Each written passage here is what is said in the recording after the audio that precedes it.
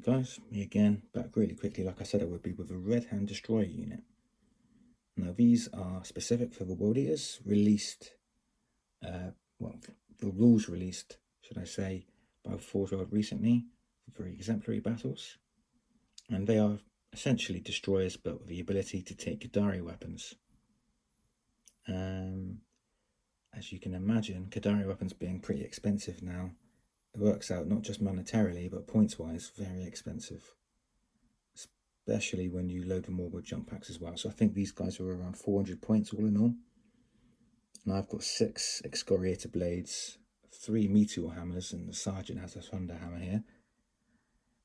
So yeah, between these and the rampages, they are a big points sink. But for me, the game is always about, being thematic and narrative driven rather than going out for the win all the time. The win is just a bonus if you manage to achieve it. But it's always good to see your friend's face when some of these guys charge in, and even though their weapons are unwieldy and two-handed, they still manage to ship out 4 attacks each nearly on the charge. Especially now, these guys being destroyers, even if they're charged, they still get counter attacks, so they get an extra attack to what their baseline is, which is 2 base.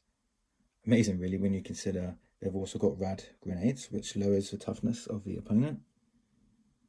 So any wounds on these guys, if they're against normal Marines, because they've got +2 to their strength with the weapon I've chosen, it's going to be instant death, which is a number of attacks in itself. Like I said yesterday with rampages, you roll that many dice, you're bound to roll some ones after a while. So yeah, I'm really happy with how these guys have turned out, but they have inspired me to change my entire army's direction really, not just paint wise but also basing wise and gameplay wise. I've used them in one game so far, but as with all new units, these guys got shot off the table straight away, so I didn't actually get to use them, but just seeing them half painted was a real inspiration for me to think, actually, I really do like the idea of harnessing the World Eater's ability to be speedy these days, especially with the Assault Marines. So that's why they may look a bit different to my older spoilers, which I have previewed in older videos.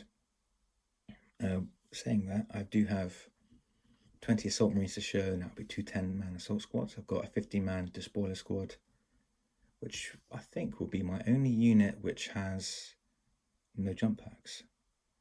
That can take them, of course, because I do have red butchers as well. But only 5, and they'll go in a Proteus, one of the new ones that have been released recently by Forge World and Games Workshop. Yeah, if I had to take a quick look at some of these models, I'll quickly show you my favourite one. This guy here, sorry about a shaky camera. That guy there for me is my favourite. It's his pose which stands out to me the most, where most of the other World Eaters are running, which, listen to the stories, that's what they seem to do, he's running forward towards the enemy. This guy is already there, swinging his axe, about to fell a foe like he would a tree. And what more can you get for a World Eater than a chain axe? And what bigger chain axe can you get than an excoriator blade? So this guy is peak World Eaters for me. And next to him, just a thunder hammer guy running, meteor hammer guy running towards the enemy. The sergeant there, if I try and get him in a little bit better, using the base of Dominion Zephon, just removed a few icons from him that showed he was a Blood Angel, and I think now that model was a great base for me to use as my Destroyer Sergeant. Give him a nice thunder hammer, so he really stands out with that and his 40mm base. Absolutely delighted how he came out here. Just used I think that was an Ultramarines decal for a Destroyer. I don't know why I chose blue, especially when they actually have them on the World Eaters Legion Astartes decal sheet. A bit of an odd decision, but I'm not going to change it. I really like how they look. And a 40mm base, as I say, really like that for some reason. And I might do that for my sergeants. But it does mean I'm having to go back and rebase all my units I've done. but I think it'll be worth it in the end. And look at this guy here as well. Again, looks like he's about to swing down on someone perhaps. I like him, but the other guy's definitely my favourite. And if we go back to the beginning, how we started, forgive my poor filming here, it's done on my iPad. I'd really love to know how some people get such good quality film on YouTube. If anyone can help me with that, I'd be really appreciative of it. But what's coming up? I think I'll do a Khan video next, just showing what I've done with Khan. I don't know how many Khans I've had over the years now, but I think this one's easily my favourite, and he's the one to stay now.